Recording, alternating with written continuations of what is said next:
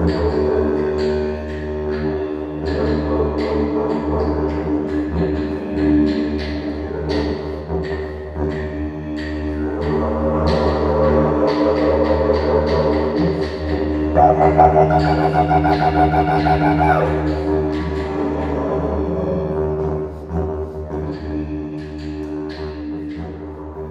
100%. We farmed.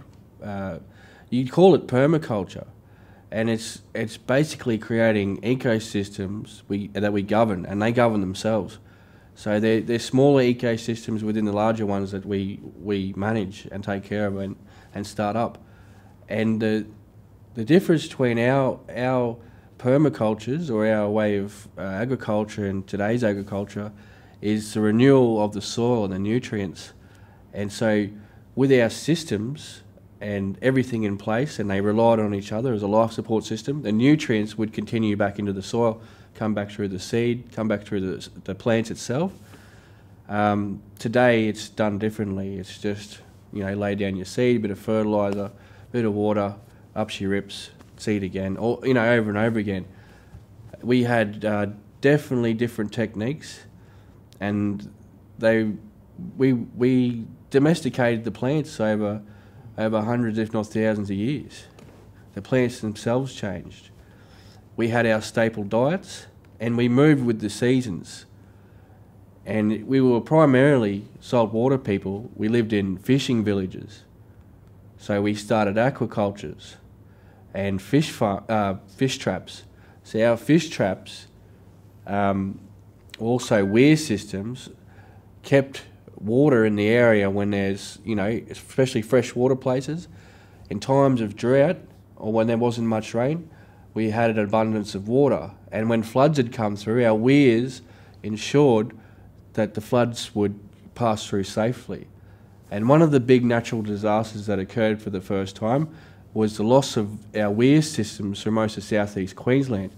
And with that change, crocodiles come down with the first big natural disaster we'd seen. And that was basically our loss of weirs. Another thing is, and it's in relation to the Binnawarra fish trap in New South. And the Binnawarra fish trap is reportedly the oldest structure on Earth at 80,000 years. And so here on this continent, we've been doing fish traps. We've been engineering our waterways. We relied on our bird life as well to carry seed, which is important, and we create habitable wetlands so they would return with the seed and take seed away. Ducks are natural weeders. So keeping ducks in the area by not taking their numbers down was important. You'd want those ducks to stay there. They pull the weeds up. It's in them to be natural weeders. So when the ducks become too many, and they start to impact on the